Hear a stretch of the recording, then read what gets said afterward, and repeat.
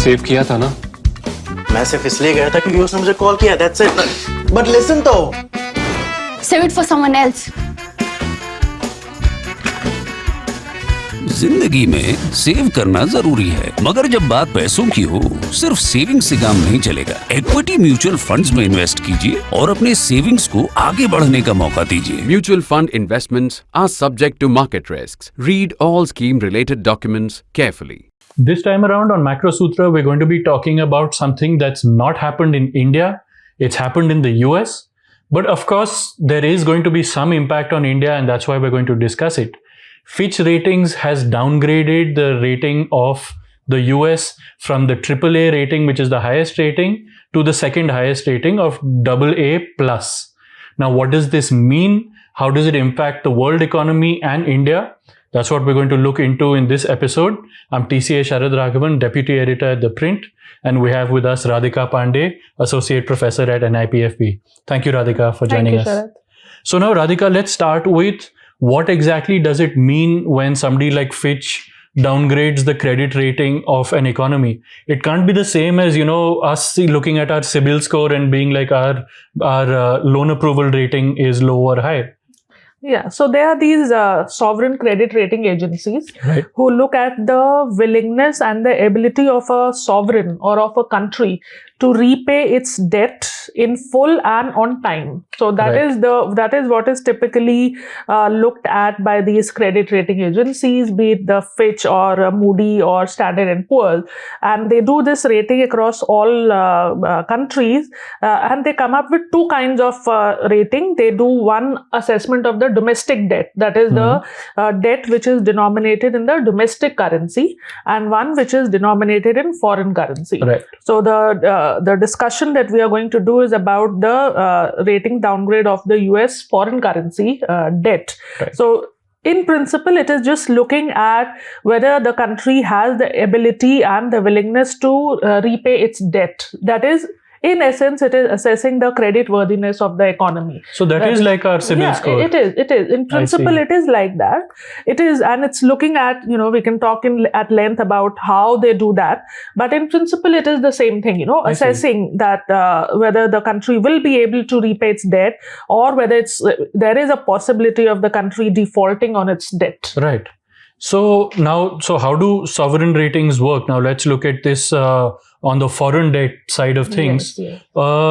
There are several ratings agencies, Right. and each of them have different levels? Or is it that AAA is the same across whoever is doing the rating? AAA means the same thing. Yeah, so the notation can be different, but the thing is that they look at what is called the investment grade Right. ratings, and AAA rating is the highest investment grade rating. There could be difference in notation, but in the implication or the meaning is the same. Okay. And all these agencies have a model which is based looking at some variables.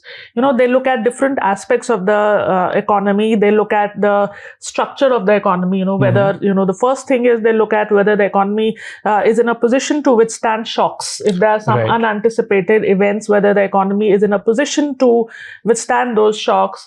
In other words, it means whether it has adequate foreign exchange reserves to, if there are some, unanticipated outflows of money, how strong the economy is. So Right. that is the first question they look at. Secondly, they look at the country's economic strength in terms of GDP. They look at the stability, GDP per capita. So the size of the economy. Right. That is the second question. The third, which is important from the US perspective, is they're looking at the finances of the economy, Right. which is looking at the fiscal deficits, how much they are overspending over and above its revenues, what is happening to the deficits, and what is happening to the debt. So those are the two very important, keenly watched indicators to assess the credit worthiness. Okay. And also what is important is that all these assessments are on a relative basis, because there are a group of countries that are rated as AAA. I see. So if the US debt is significantly higher than the median debt of the other similarly rated economies, that gives them the rationale to downgrade the economy. Of course, there's no point comparing, say, like a Sri Lanka, Pakistan, Bangladesh with the US. Yeah. So, Right. so within AAA rated economies also, they see how much now your debt is over and above the median or the average debt of similarly placed economies. And Right. then, which is what they found in the case of the US, that their debt and their deficit is materially higher than other similarly placed AAA rated economies. And that is the rationale for downgrading the economy by one notch. Right. And so they also mentioned something about the governance over the last 20 years. Yes. So we can talk about the specific rationale for given by Fitch, but coming to the 4 parameters. Right. So they look at the ability to withstand shocks. Yes. Second, the size of the economy. Third is the fiscal things like debt and deficits, and lastly is the external sector, where they look at the debt. They look at how much are the foreign currency reserves. So the external sector, the current account deficit, the external debt, and the inflow and outflow of foreign capital. So these are broadly the 4 parameters that are looked at by all the major sovereign rating agencies. The weights may be different, the model may be different, but these are broadly the 4, broad pillars to assess the creditworthiness of the economy. Right. Now, coming to what was the rationale given by Fitch. So there are 2 sets of explanations. One is backward looking, where they say that there has been continuous erosion of governance over the past 2 decades, and they are also unhappy at the repeated political standoffs on the debt crisis. And we've done episodes talking about this as well. Yes, so we spoke about this, the recent debt stalemate, Right. but it happened earlier also. It happened in 2011 also, when Standard and Poor's had downgraded the US economy to AA plus from AAA at that time. So basically, their concern is that there are repeated stalemates around this time, and it creates a lot of uncertainty, and at the last minute the resolution takes place. Right. So this is what they are commenting on in terms of erosion of governance. It complicates fiscal management, because at the last minute the resolution is reached at. Sometimes it's just a suspension of the debt ceiling. Right. So that is one set of concern. The second set of concern is on their projections. All these agencies, because they have a model, they are projecting how the debts and deficits are going to perform over the next 3 years. So there they say that, the debt and deficit of the US economy is going to rise at a very brisk pace over the next 3 years. Ouch. So they have made a projection for the current year, then 2024 and 2025. And both for debts and deficits, they say that's going to rise significantly and much above the AAA rated economy. So those are the 2 reasons. And the last very important reason, which is a bit controversial, is they say that US economy may slip into recession in the last quarter of 2023. I see. Which is at complete odds or opposite to the position taken by the US Federal Reserve. Right. Recently only, the July meeting, they have said that, now the possibility of a recession in the US is 0. So they are saying that the economy is resilient, whereas the Fitch is assessing that there could be a mild recession in the US economy in the last quarter of 2023. So those are the various concerns. So principally it is on the fiscal and the debt position, Right. the erosion of governance that has already happened, and their projections for the next 3 years. And also they are talking about weakness in the economy due to loss in consumption, and there could be a recession. So those are the concerns. Right. So now when you and I see that our credit score has fallen, then one thing that happens is that we find it more difficult to take loans. Right. Banks charge us higher interest rates, and if the score falls far enough, then they won't even give us loans. Correct. Is this the same thing that happens with countries as well? It happens with countries as well other than the US. So that Right. is the very interesting development that we also saw in the case of US. If you just look back at the last 3 days, what has happened in the US, a lot of things have happened in their equity market, in their debt market, and on the exchange rate, the dollar. So let's look at first the bond yields. So that you're talking about the cost of borrowing. So normally, whenever a country's credit rating is downgraded, it becomes difficult for the country to borrow. And if it wants to borrow, it has to borrow at a higher cost. So in other words, it should get reflected in higher yields. The interest rate at which you are able to borrow should step up, should rise. But that is not what happened in the case of the US initially. So that is the initial reaction, that the yields actually fell, because what happened is that whenever there is a crisis like this, the risk of sentiment takes precedence. So investors start withdrawing from equity, and they start putting their money in safe haven assets, which is in the form of dollar, which is in the form of gold, and which is in the form of US Treasury yields, US Treasury bills. So there is a greater demand for these bonds. Greater demand for these bonds means prices are higher and yields are lower. So this is what happened as an immediate impact of the crisis, was that while the stock markets went down across the globe, the US, the Nasdaq, the Asian markets, the Indian markets, but there was a kind of a reallocation from equity to the US Treasury yield. So that was the first step. But after that, the US Treasury yields rose, not due to the Fitch downgrade, but because the US Treasury announced a much unexpected higher borrowing requirement. Like we come up with these, half-yearly borrowing requirements, where RBI announces that for these 6 months, the central government will borrow this much, which is like 50% of the overall fiscal deficit. So the US Treasury also announced the borrowing for the third quarter of the calendar year, which is July to September. Initially, it announced that it will borrow $800 billion. Then it raised it to $1 trillion. Wow. So this flood of government bonds that is going to happen in the bond market, that is what scared the investors and resulted in an upsurge in yields, not the Fitch factor.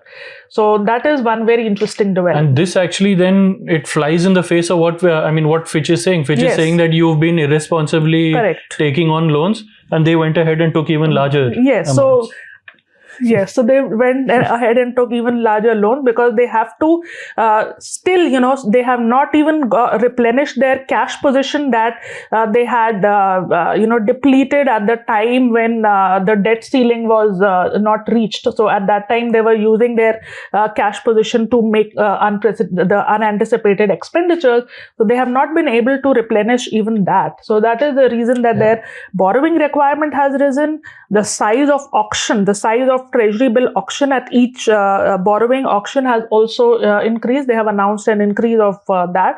And that is what resulted in a spike in the Treasury yield, not the announcement per se, but the fact that the structure of budget and debt and deficit is getting unaddressed. It is leading to higher interest payments. So those underlying problems still persist. So that would have happened regardless of the Fitch announcement. Right, absolutely. But so the Fitch announcement hasn't had a short-term impact. Do you see it having a longer-term impact on the US at all? Yeah. So on the bond market, it did not have an impact. In fact, it had a favorable impact. Similarly, it had a favorable impact on the dollar. Right.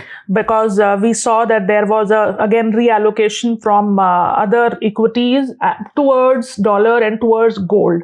So the dollar index also inched up.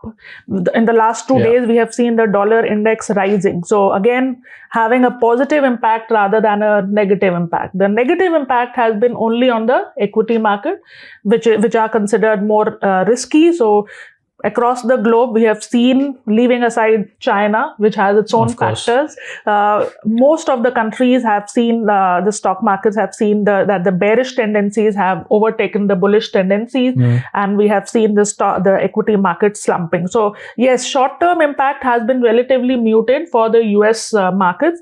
And if we study on a asset-wise, On the debt market, there has not been any impact. On the currency, there has been a favorable impact. Only on the equity market, there has been a detrimental impact. Right, and this is not likely to translate into any longer term impact either. It's not likely to have a longer term impact.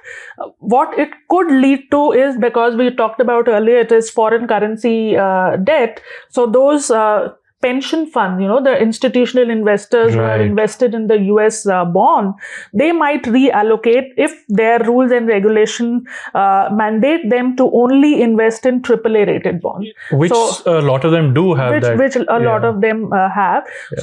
So that will take shape in the coming days, but what we are saying is that immediately it did not have any material impact on the bond market. The impact was relatively muted, but we need to see how it pans out over the next few days, because it takes time to reallocate the portfolio. So we need to see that. But again, if we look at the debt structure of the US, 70% is domestically owned and 30% is foreign owned. So the impact is not going to be that material just based on the announcement of Fitch downgrade. Right. And now coming to India. Yeah. We, of course, we saw an impact on the stock market, as you've told us. Is there any other impact that we are likely to see in the coming days? Stock market, we have seen an impact. We have seen an impact on the debt market. We have seen an impact on our currency. Our currency also depreciated by 33 paise on yesterday, on Wednesday. But what is also important to see is that this reaction is a knee-jerk reaction because of negative sentiments taking hold, because of the risk of sentiment taking hold. But what is also important is to see that there are various other factors at play at this point in time that are going to influence the direction and sentiments of the market. So the Indian market. The Indian market. So it's very important to understand that it's not just a Fitch downgrade factor which is at play currently. It is a factor, but its impact is likely to be short-lived. There are various other factors which are building up, which have been at play even before the Fitch downgrade, and they are likely to have repercussions in the coming few days also. One of the most important factor is that now we are seeing a resurgence in inflation. Yes. We have seen that, there are predictions that this time for the July number, inflation is going to shoot up above 6% again because of vegetable prices. RBI's monetary policy is expected. They will announce something. They might revise their inflation projections for the coming year. So these are the factors, and also oil prices. We are again seeing an uptick in oil prices.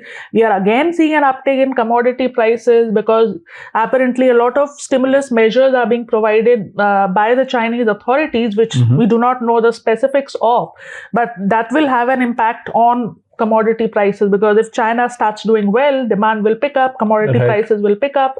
It will have an impact on inflation. So there are a number of factors at play currently, and therefore going ahead, we are likely to see volatility in all our asset markets, be it debt market, be it equity or the currency market. But not exactly because of Fitch. Not exactly because of Fitch. That is very important factor, that it's not exactly due to Fitch. That is a knee-jerk reaction that has happened, and that may die down in a few days, but there are other factors which will take hold and which will shape the trajectory of the market in the coming days. Right, and now this might be a little out of syllabus in that we can't really predict it, but is there a chance that any of the other sovereign rating agencies will also downgrade the US, will follow Fitch? We have already seen, there are three main rating agencies, the Standard & Poor's, Fitch and Moody's. Yes. Standard & Poor's already did the downgrade in 2011. Right.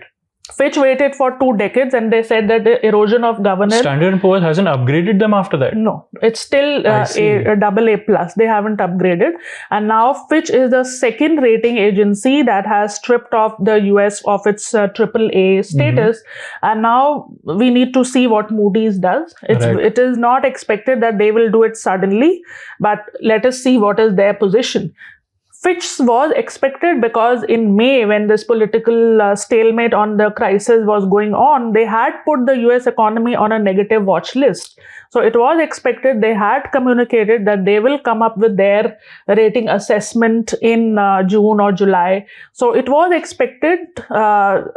It took the markets and the US policymakers by surprise. But the fact is that they had earlier put the economy on a negative watch list, and now they have upgraded their assessment. I see. So now I have some questions from the audience, which we can take up. So one of them is that while the downgrade of the ratings of the US, the question says that it will lead to an increase in interest rates in India. They say that the higher liquidity, which was due to the withdrawing of the 2000 rupee note, will increase liquidity in India and lower interest rates. So they're asking that, do you think that these are both working in opposite directions? And now I don't think that there'll be any impact on interest rates in India from the Fitch downgrade. Yeah. So or that the 2000 rupee would affect. Yes, so that we have already seen that the 2000 rupee deposits did not have an impact on the interest rate significantly. Right. And also on the impact of the downgrade on interest rates here won't be a direct impact. It is only that our bond yields mirror the trends in the US yields. So we follow, particularly the benchmark 10-year bond yields follow what is happening in the US. That is there. We always see that Indian bond yields mirror the trends in the US.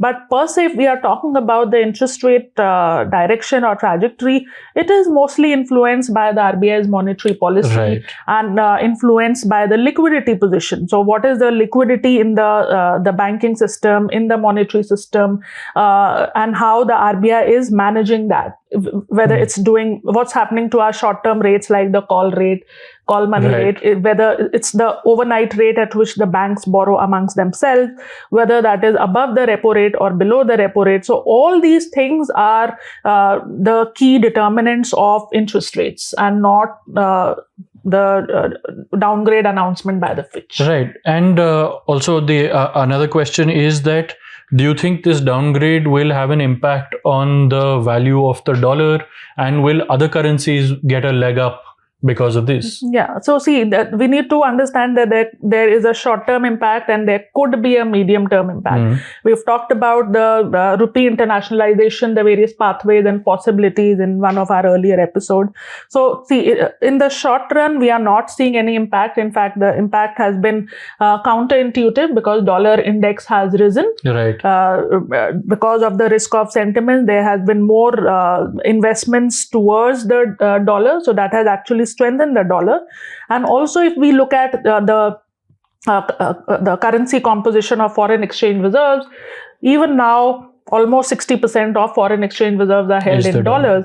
And when we talk about other non-US currencies taking hold or gaining in importance, we have to see who those currencies could be. And right now, we do not see any credible alternative. The EU is having its own set of problems. Japan is having its own set of problems. They are passing through a turbulent phase. So is China. So is all the countries of the EU. So it's very difficult to identify a credible non-US dollar alternative at present, and therefore that's what we are seeing, that people are investing more in US T-bills at a time when the US economy's creditworthiness has been downgraded. So because there is no other alternative, so in the medium term also how it pans out will depend on the policies adopted by China, whether they become more transparent, what happens, what is the economic performance of the EU, how the EU currency shapes up. So it is uncertain. So it's premature to say that the dollar will lose its reserve currency asset position. Of course. And the next question is about capital and capital investments.